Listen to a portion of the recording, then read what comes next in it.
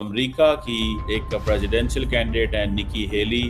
और निकी हेली ने स्टेटमेंट जारी की है कि आप और अमेरिकी सदर को ये कहा है कि तुम क्यों इंडिया के साथ ताल्लुकात को ख़राब करना चाहते हो। अच्छा, मज़े की बात यह है कि जो इंडियन अमेरिकन ट्रम्प की कैबिनेट में है, फॉर एग्जाम्पल, आप उन्हें Indian Delhi, though, hitting back, calling his attack unjustified, as it vowed to protect its economic. That the U.S. imports Russian uranium, chemicals, fertilizers, while criticizing their energy imports. Your response to that, sir? I don't know anything about it. I'd have to check, but we'll get back to you on that. Yeah, please. बेशर्मी, ढिठाई और हरामखोरी की इंतहा देखें। पर tariff को लेकर America में मतभेद। रिपब्लिकन नेता निकी हेली ने सवाल उठा दिए। उन्होंने साफ तौर पर एक तरह की हिदायत आप कह सकते हैं, नसीहत कह सकते हैं, डोनाल्ड ट्रंप को दी है कि भारत से संबंध खराब करने की कोशिश ना करें ट्रंप। ये अमेरिका के लिए भी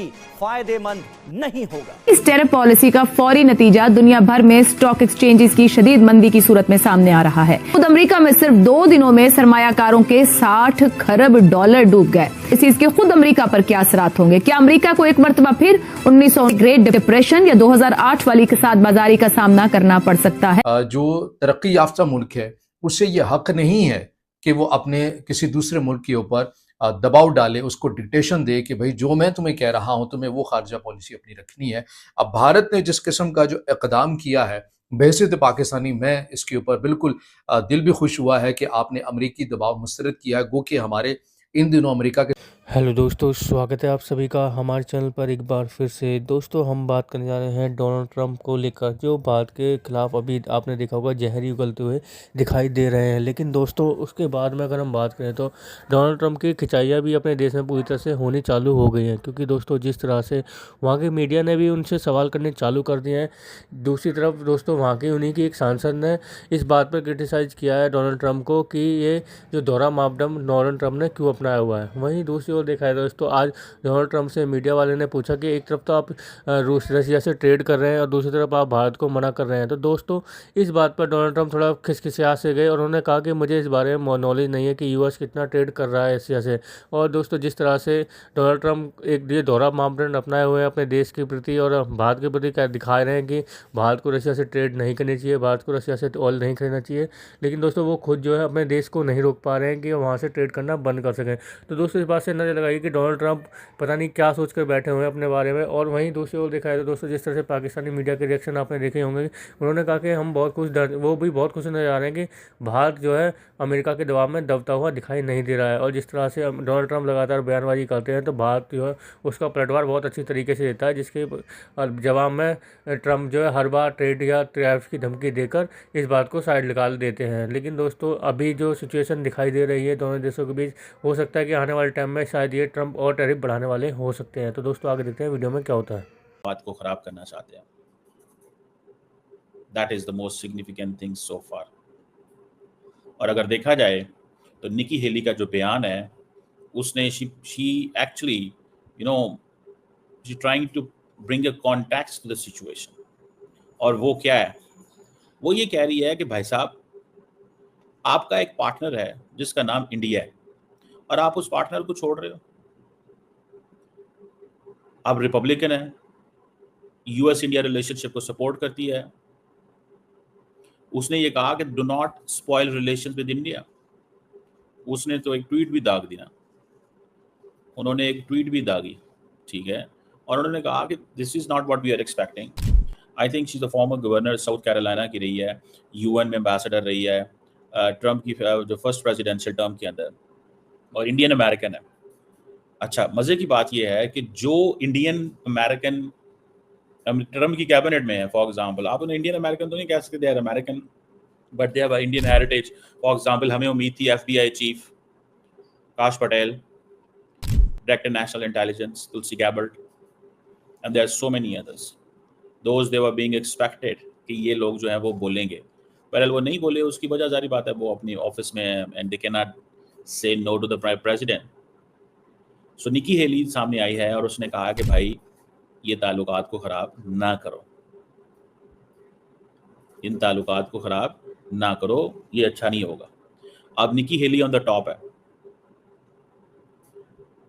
इसमें निकी हेली का जैसे मैंने कहा है कि प्रोमिनेंट है, और उसकी जो उसने ये जो बात की है कि चाइना को क्यों चांस दे रहे हो? उसने कहा चाइना आपका दुश्मन है अमेरिका का, वो रशिया से भी तेल लेता है, ईरान से भी तेल लेता है, 90 डे टैरिफ पॉज आपने उसके ऊपर लगा दिया। आप दुश्मन को चांस दे रहे हो और दोस्त को टफ टाइम दे रहे हो। अब this is she is a first voice, और मैं देख रहा था उनका एक्स के ऊपर जो डिस्कशन हुई है, जो उन्होंने वो मैसेज किया, उसको मोर देन 3.5 मिलियन लोगों ने देखा, लार्जली इंडिया के अंदर वो पॉपुलर हो गई, सारे मीडिया ने उसको उठा लिया।